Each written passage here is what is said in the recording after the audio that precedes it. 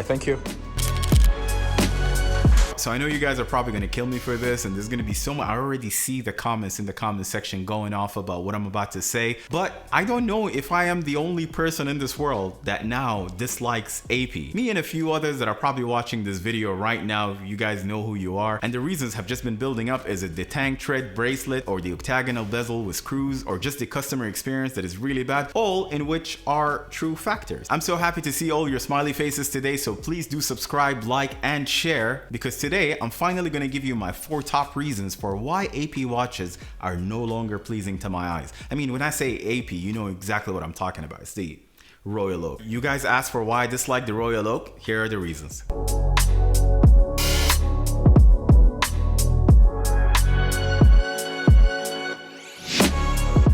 Okay, so recently, well not really recently, back in 2018, I stopped paying attention to Audemars Piguet watches. Of course, their historical contribution toward mechanical sport watches is something that you cannot avoid. It's part of the Holy Trinity, so I couldn't let that slip. But to be completely honest with you, deep inside, I knew it's not only just the historical value. I mean, that is important, but it wasn't everything. I was aesthetically and stylistically drawn to this watch, somehow. Don't get me wrong, historical value is important. I personally met coincidentally at Watches and Wonders 2022 with Evelyn Genta. I had a chat with her and I asked her so many questions about the Nautilus and AP design, and whether Gerald Genta really designed the Royal Oak on a piece of tissue overnight. Don't ask me why I asked that question, I just had to ask it. But let's be real for a second. How could you not get absolutely hypnotized by a shiny integrated bracelet, the dial, the whole look? I mean, I said I want one. I said I want a 15400 blue dial at the time. I must have one. I said it'll be my only watch. It's a must have. Back and forth with the boutique for almost 2 years, I finally got my first Royal Oak. It was the 15500 black dial that I was transitioned to. It wasn't a blue dial, it wasn't the 15400, because that got discontinued a year into my wait time.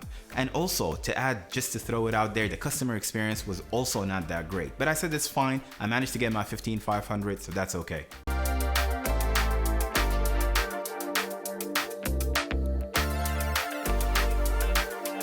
Okay, so that was the background story. Now let's fire open my 4 reasons for why I dislike this brand so much now. Number 1, without a question, was the bracelet. When I first put the Royal Oak on, I immediately felt that it wasn't comfortable. The salesperson told me it'll stretch in time.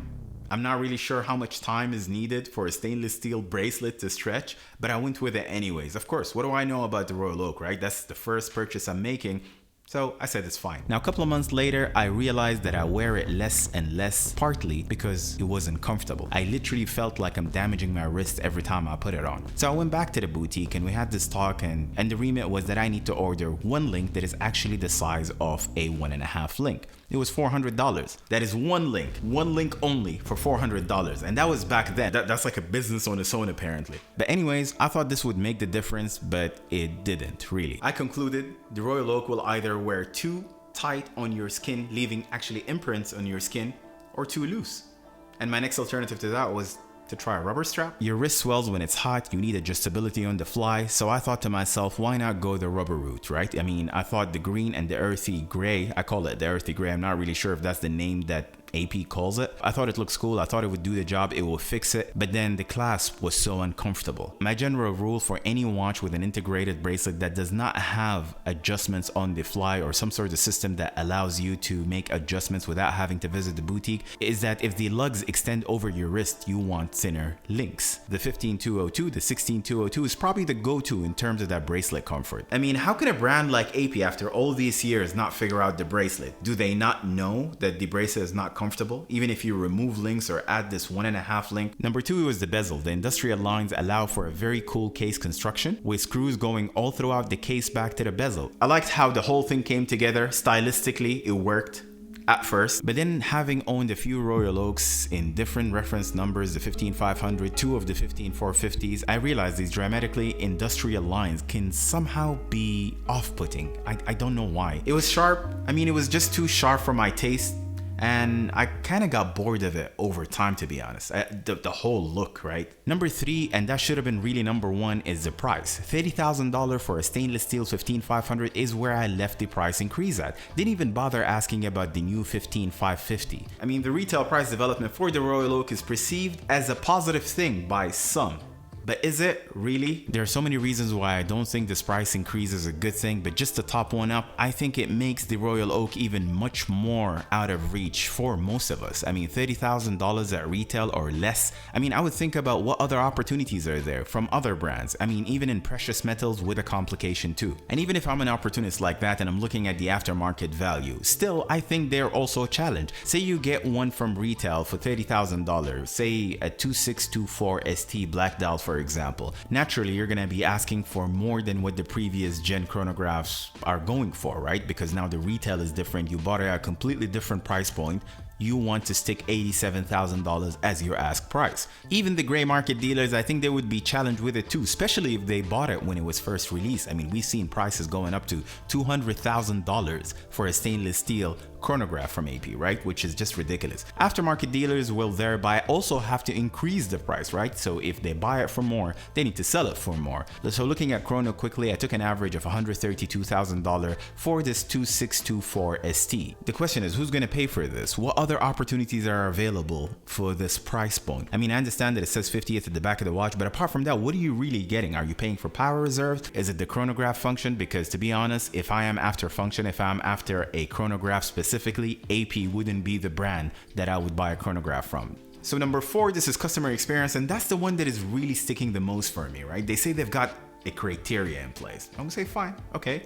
Every other brand has a criteria, so what is yours? Be an established customer. Done. We need to do KYC. Here's my whole life and here's how I make a living. Is that okay for you? You need to continue a custom slam poetry about how much you love us. Done. So after playing this game, the sales rep then says, okay, we'll get you your 50th expected when you're back, which would have been 30 days from that point in time. I said, cool, no problem whatsoever. 2 months pass later, I don't get a response. I don't get anything. So I send a follow-up through. I say, hey, what's going on with my watch? And then the response was that there is global shortage for Royal Oak watches, and that's why we can't get yours. And I say, but I see 3,184 of them listed up on Chrono for sale. So where's the shortage exactly? And he just stopped responding to me completely. I reached out multiple times to him with no luck of response whatsoever. So then I decided to go to the boutique and pop the question, what's going on with my order and why you're not responding to me? And you said you would fulfill it 30 days 2 months ago. Now at this point, I'm seeing a lot of fulfillment in the local market here in UAE. I see people getting them and I see them ending in the aftermarket, you know, so I just decided to talk to him back again. I'm like,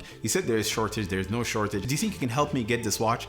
And his response was actually a question, right? It's a question that I didn't see coming. He asked me if I would remove the video I've done about the offshore in 43 that I got at an event in Bahrain, right? So I'll link it in the description. If you guys didn't see that video, he asked me to remove that video. And my response is that, why would I want to do that? It was there, it was available for sale. A lot of people had chances to buy different sought after models from AP as well and other brands. So why would I want to remove that video? And his response was very short, it was very straight to the point, and he told me, in this case, I've allocated your watch to someone else. What? You know, so you had the liberty the whole time to get me this watch in this 30 days period, and you decided not to. You decided not to give it to me 3 months and a half later, and now you're telling me that you've allocated my watch to someone else because I wouldn't take down a video that you asked me to take down. I mean, what liberty do you have to even ask me this question? I was so disappointed in that sales rep. He clearly didn't want to help me out. He was just procrastinating from the beginning, that I wrote to AP headquarters in Switzerland and actually got a response, a very apologetic one that concluded someone from Middle East management will contact you.